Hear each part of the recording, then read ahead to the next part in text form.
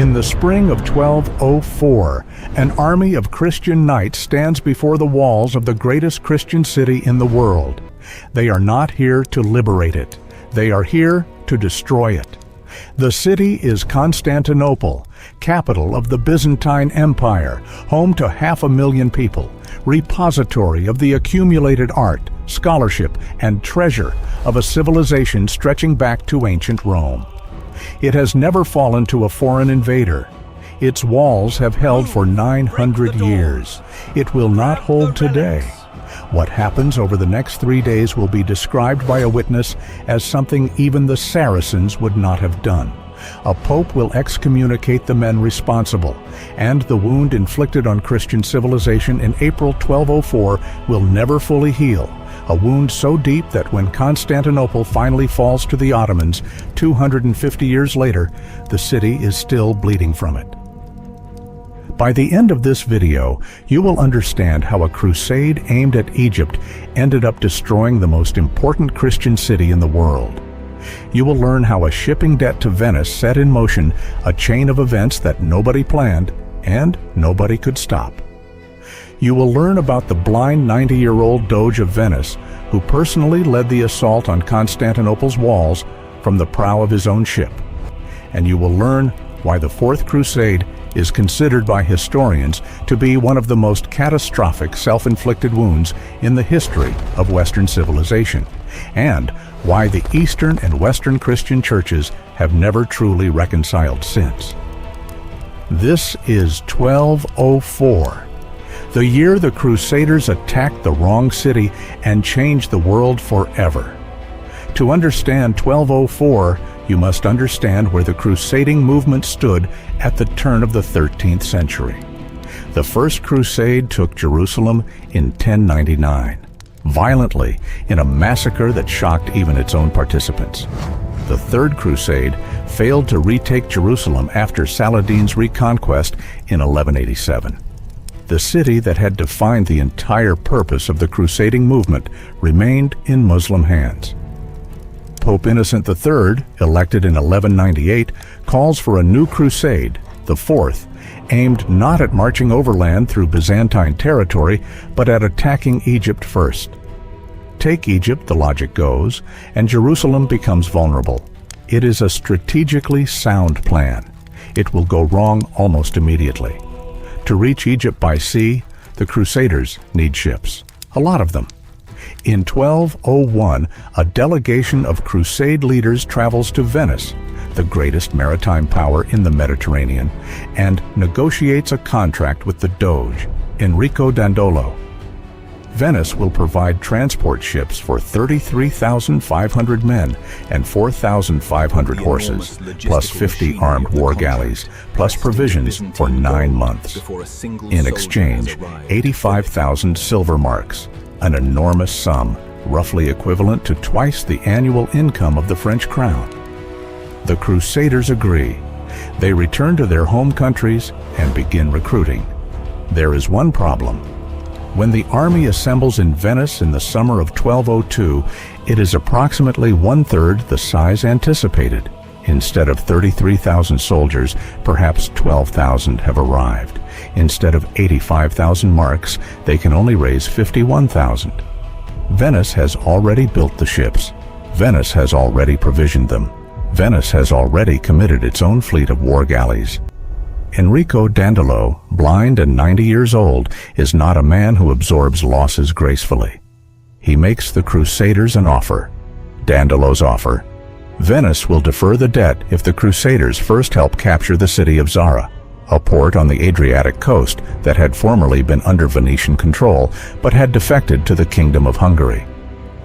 There is a significant problem with this proposal. Zara is a Christian city. The King of Hungary is not only a Christian king, he has himself taken the cross and sworn to go on crusade. Attacking Zara means Crusaders attacking a fellow Christian Crusaders' territory. Pope Innocent III hears of the plan and sends a letter explicitly forbidding it. The letter is suppressed by Crusade leadership. The army never hears it. In November 1202, the Crusade fleet sails to Zara and besieges it. The citizens of Zara hang crosses from their walls, a plea to fellow Christians not to attack. The Crusaders attack anyway. Zara falls after 5 days. Pope Innocent III excommunicates the entire Crusade army.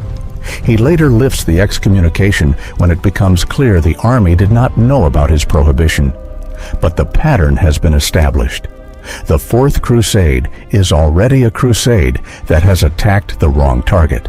It is about to get worse. While the Crusade army is wintering in Zara, a visitor arrives.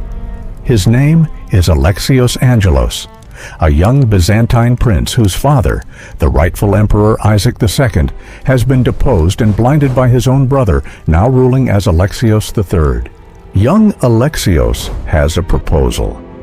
"Help me retake Constantinople and restore my father to the throne," he says, "and I will give you everything the crusade needs. I will reunite the Eastern and Western Christian churches under Rome, something popes have wanted for a century. I will provide 200,000 silver marks, more than twice the Venetian debt. I will supply provisions for the army for a year. I will personally lead 10,000 Byzantine soldiers on the crusade to Egypt. It is an extraordinary offer. It is also, as events will prove, an offer that Alexios has no realistic ability to keep. Dandolo supports accepting it immediately. The crusade leaders debate intensely. Some refuse and leave. The majority agree. The fleet changes course. Instead of Egypt, it sails for Constantinople. In June 1203, the Crusade fleet arrives before Constantinople. The city the army sees is beyond anything most of them have ever imagined. Constantinople is the largest city in the Christian world, possibly the largest city in Europe entirely. Its triple walls have never been breached. Its harbors hold fleets that dwarf the Venetian armada. Its population outnumbers the entire Crusade army several times over.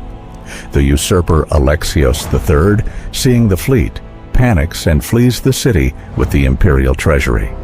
The blinded former emperor Isaac II is released from prison and restored to the throne.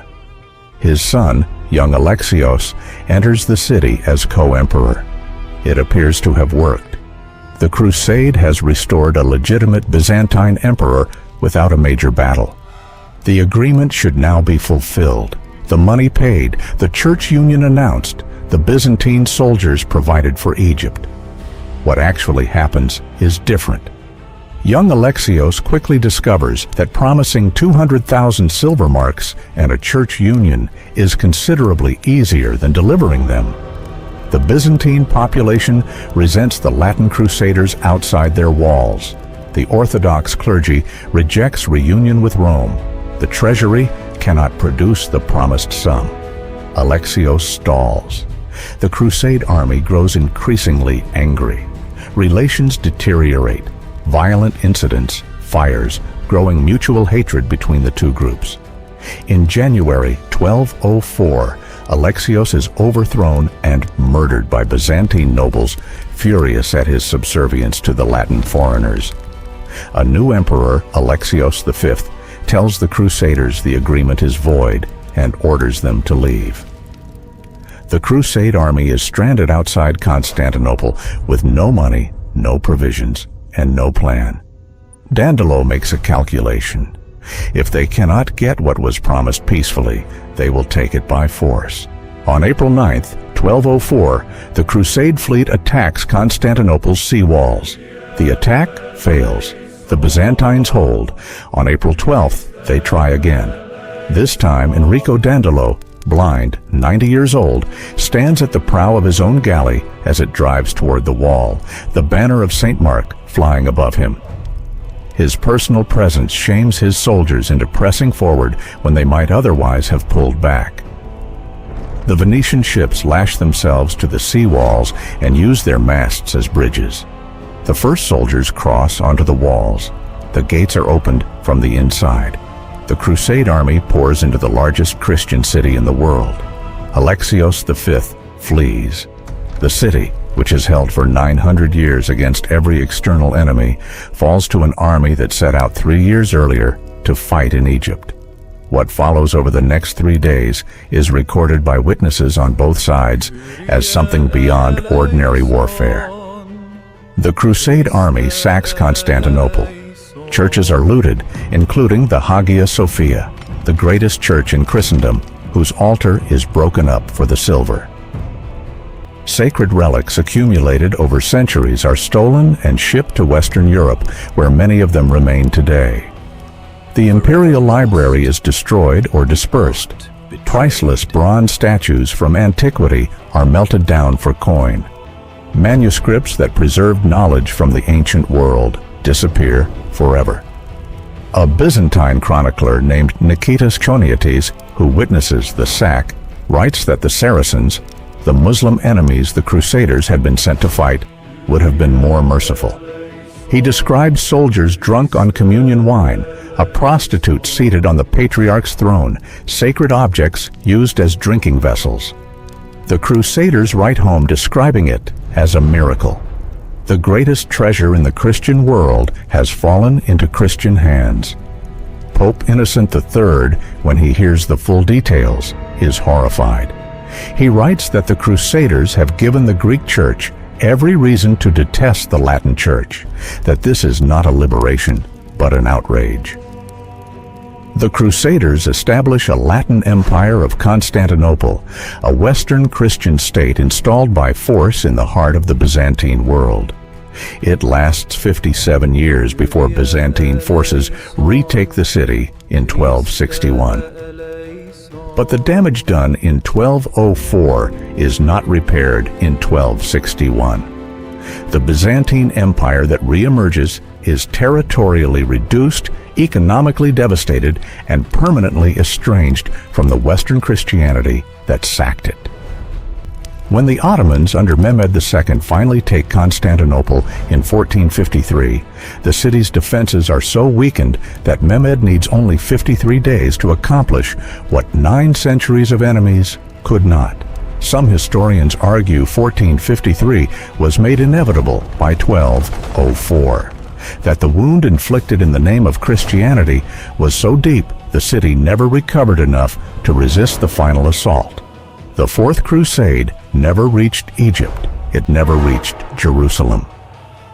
What it accomplished instead was the permanent fracturing of the Christian world into Eastern and Western halves that have never fully reconciled, a fracture whose consequences are still present in the relationship between the Catholic and Orthodox churches today, more than 800 years later. 1204. The year an army that swore to fight for God looted his greatest church, shattered the civilization that preserved the ancient world, and inflicted a wound on Christianity that made the fall of Constantinople to the Ottomans 250 years later not a surprise, but an inevitability. If this story made you think, leave a comment. Do you think the Fourth Crusade was a betrayal of everything the crusading movement stood for? Or was it simply the logical conclusion of what the movement had always really been? Subscribe to The Vault of Numbers. Every week, one number, one story history forgot to tell you. The next number in the vault? A king took 300 men to a narrow mountain pass. He knew they would not come back. He went anyway. The vault remains open.